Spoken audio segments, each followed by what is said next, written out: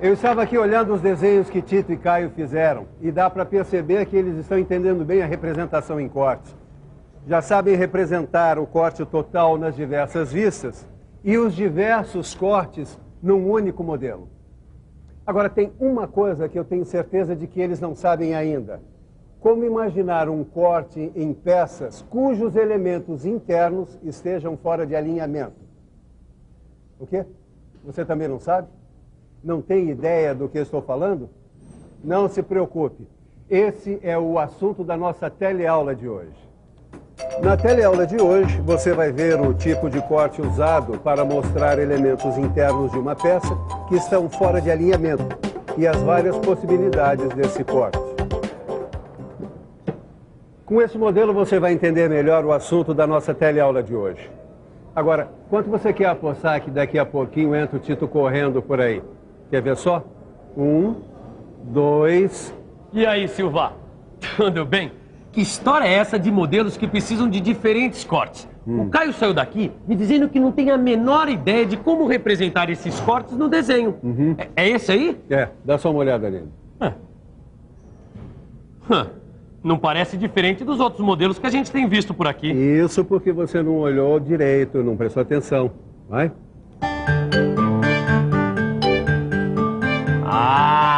Agora eu sei qual a dificuldade de representar o corte dessa peça. É? Então diga, o que foi que você viu? Bom, essa peça aqui tem 3 elementos internos. Um furo retangular e 2 furos redondos. O problema é que os furos redondos não estão alinhados com o furo retangular. Então como você imaginaria um corte nessa peça? Vamos pensar um pouco? Vamos pensar um pouco. Bom, eu já sei como fazer um plano de corte longitudinal vertical. Então eu vou imaginar a peça com esse plano de corte atravessando o furo retangular. Agora vamos ver como fica a representação ortográfica. Dá só uma olhada nisso. A peça foi imaginada em corte por um plano que deixou visível o furo retangular, mas não dá para ver os furos redondos. Já sei. Vou passar o plano de corte longitudinal paralelo ao anterior, de forma que ele passe pelos furos redondos. Agora vamos ver a representação ortográfica.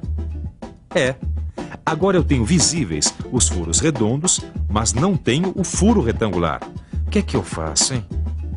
Já sei. Eu teria que ter um modo de representar esses 2 cortes que eu imaginei reunidos num só. Mas será que dá para fazer isso?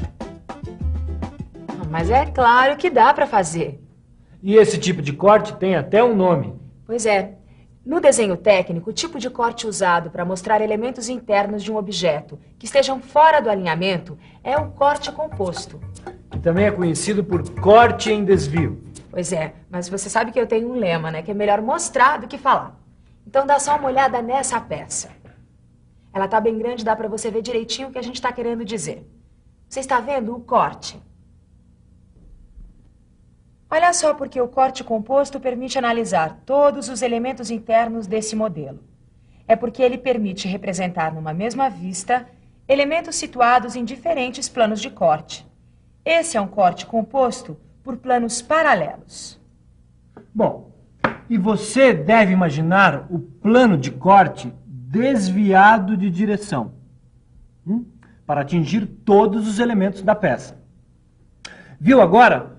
Todos os elementos internos foram atingidos por esse corte. Os furos redondos e o furo retangular. Viu? Nada é melhor do que mostrar. Mas tem um problema. Miguel, você tem um desenho da vista frontal em corte dessa peça? Eu tenho. Tá aqui, ó. Dá para ver todos os elementos na representação em corte.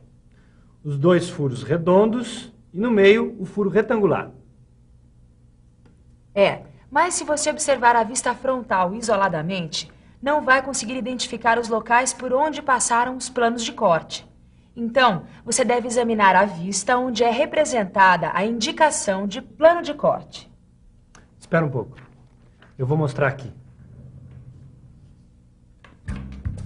Observe que o corte é indicado pela linha traço e ponto na vista superior. Os traços são largos nas extremidades e quando indicam mudanças de direção dos planos de corte. O nome do corte é indicado por duas letras maiúsculas, na extremidade da linha traço e ponto, e as setas indicam a direção em que o observador imaginou o corte. Ah, então isso é que é corte composto? Isso. Repare que a vista lateral não foi representada. Muitas vezes você vai encontrar situações onde apenas duas vistas são suficientes para representar as peças ou modelos. Agora repare aqui. Você pode ver a vista frontal com os elementos internos da peça e a vista superior com a indicação do plano de corte. Legal, Ananias. Agora eu entendi bem esse corte composto por planos paralelos. Agora, olha, eu tô com essa peça aqui que o Silva me emprestou e eu não tô conseguindo imaginar um corte aqui. Deixa eu ver. Não é tão complicado assim. O que acontece é que na outra peça você tinha 2 planos e aqui você tem 3. Olha só. Tem o plano para representar esse furo com o rebaixo. Um para representar o furo passante e um outro para representar o rasgo arredondado.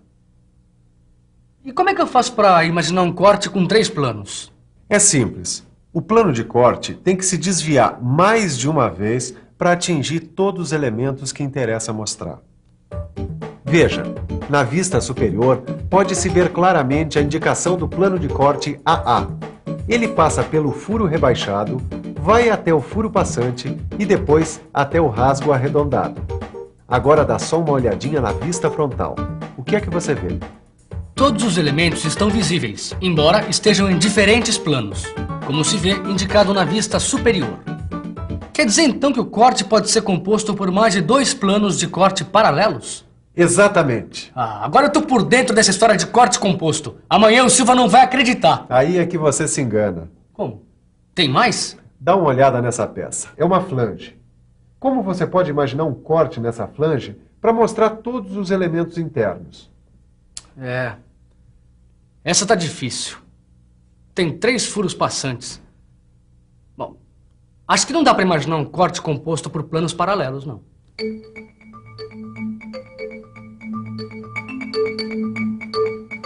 Realmente é difícil imaginar um corte composto por 2 ou mais planos paralelos numa peça como essa. Se você imaginar a flange atingida por um único plano de corte, então apenas será visível um dos furos. Se você quiser mostrar o outro furo, terá que imaginar a flange atingida por 2 planos concorrentes. Planos concorrentes são 2 planos que se cruzam. Dá uma olhada. Essas setas aqui. P1 indica um plano, P2 outro plano. Eles são concorrentes e, ao contrário dos planos paralelos, eles se cruzam para mostrar os elementos internos. Esse desenho que você viu, a vista que deve ser representada em corte é a vista frontal, porque o observador está imaginando o corte de frente. Para representar os elementos na vista frontal em verdadeira grandeza, você deve imaginar que um dos planos de corte sofreu um movimento de rotação, de modo a coincidir com o outro plano. Agora dá uma olhada nas vistas ortográficas depois da rotação do elemento e a aplicação do corte. Olha aqui, ó. Na vista frontal, todos os elementos são visíveis e aparentam estar no mesmo plano. Mas preste atenção aqui na vista superior. Aqui os elementos são apresentados sem rotação, na sua posição real. Nesta vista fica bem visível que este corte é composto por 2 planos concorrentes. Agora deu para entender bem o que é um corte composto. Realmente, ele facilita muito na hora de analisar os elementos internos da peça, principalmente quando esses estão em planos diferentes. E tem um outro tipo de corte composto que eu queria te mostrar. Mais um? Bom, eu já vi cortes compostos por planos paralelos e por planos concorrentes. O que mais que pode ter? Dá uma olhada aqui. Bom, isso aqui é um joelho, usado para unir canalizações. Parece difícil mesmo imaginar um corte. Que tipo de corte eu usaria aqui? Aí você utilizaria outro tipo de corte composto. É o corte composto por planos sucessivos. E para analisar os elementos internos dessa peça, você deverá imaginar vários planos de corte seguidos. Por isso o nome planos sucessivos. Agora dá uma olhada aqui no desenho. Os planos estão indicados aqui, ó. P1, P2 e P3. E aqui, a representação da peça já em corte. Esse corte foi imaginado observando-se a peça de frente. Por isso, a vista representada deve ser a vista frontal. Miguel, você tem aí um desenho com as vistas frontal e superior desse corte? Não tem, mas é para já. Observe as vistas ortográficas. Primeiro, a vista frontal. Nesta vista, as partes maciças atingidas pelo corte vão ser achuradas. Na vista superior, os planos de corte sucessivos são representados pela linha de corte. A linha traço e ponto, que indica o local por onde passam os planos de corte, é formada por traços largos nas extremidades e no encontro de dois planos sucessivos. Observe que foram utilizados 3 planos de corte sucessivos. Na verdade, são raras as peças em que se pode imaginar a aplicação desse tipo de corte. Mas é sempre bom estar preparado para interpretar cortes compostos por mais de 2 planos sucessivos quando eles aparecem no desenho técnico.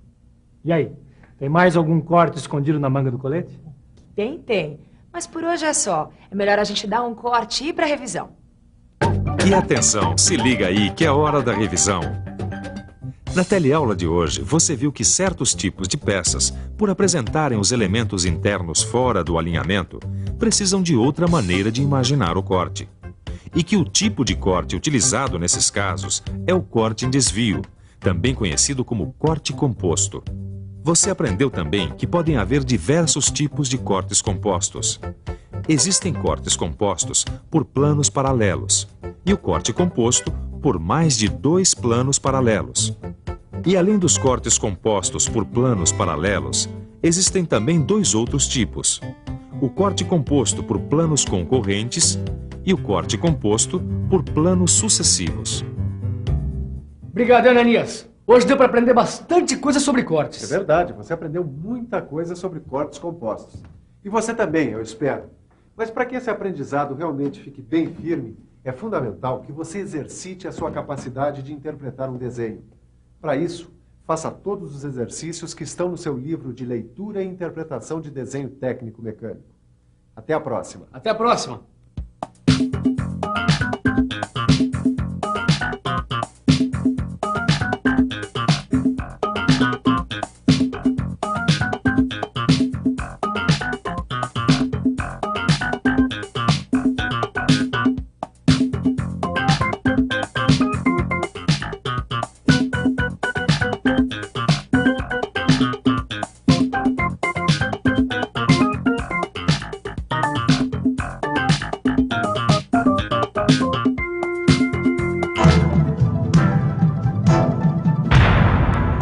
Telecurso 2000, um programa de educação do Sistema Fiesp e da Fundação Roberto Marinho.